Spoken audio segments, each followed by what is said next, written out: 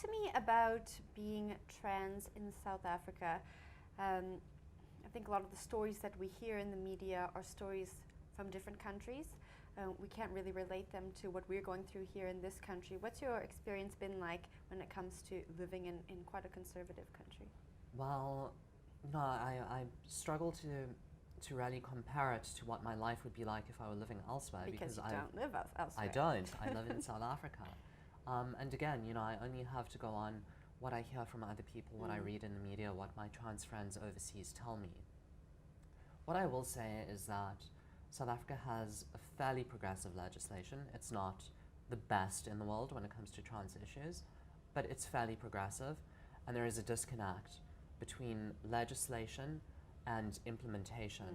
And that really speaks to societal prejudice, this lack of understanding and this systemic transphobia that still exists in what is a very conservative society.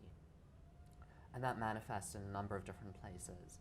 Obviously being that I have a certain degree of privilege, there were some aspects where I experienced less transphobia than someone else might have had they been less educated or had fewer financial resources or been a person of color instead of a white woman.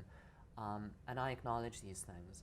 But really it manifests in a number of different fields, and the one would be access to documentation. When it comes to getting ID documents, if you're trans, it's a battle. Access to healthcare, and that's not just trans-specific healthcare like hormones and surgery, but it's general healthcare, because if you're trans and that comes out in a consultation, in an emergency room, or you're in a motor vehicle accident, sometimes you will face prejudice from people who are supposed to be providing you healthcare, and they will be judgmental and what have you. Very routine, everyday things suddenly become very difficult if you're trans, and that's a product of that systemic transphobia that we discussed. Tell me about the difficulty when it comes to getting ID documents.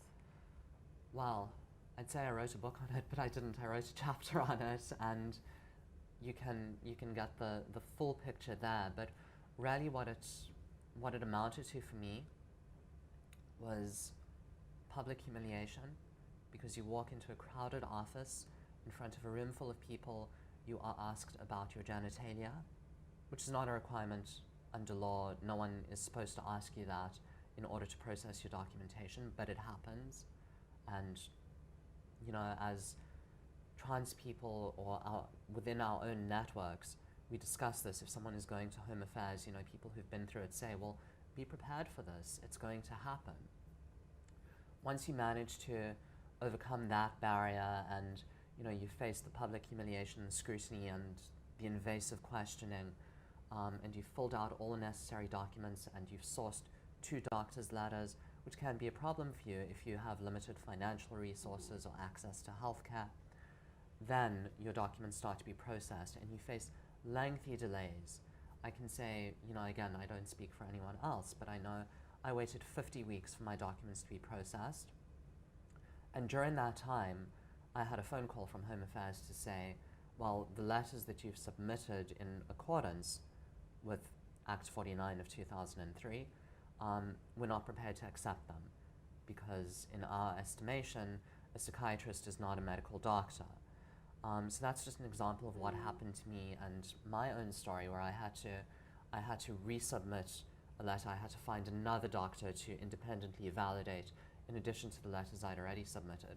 So it's that shifting of the goalposts and that departure from what is legislated, plus the delays, that really kind of sums up your experience with Home Affairs as a trans person. It's frustrating, and it's dehumanizing, and it often feels like there isn't a light at the end of the tunnel.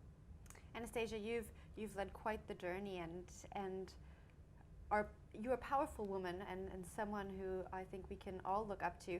What do you hope people take away from your memoir? I want them to read this book, and I want them to feel. And what they feel depends on who they are, because if it's a closeted trans person out there who gets their hands on my memoir and reads it, I want something to resonate, to say, I'm not alone, I'm not broken, I'm not defective, it's okay for me to be who I am.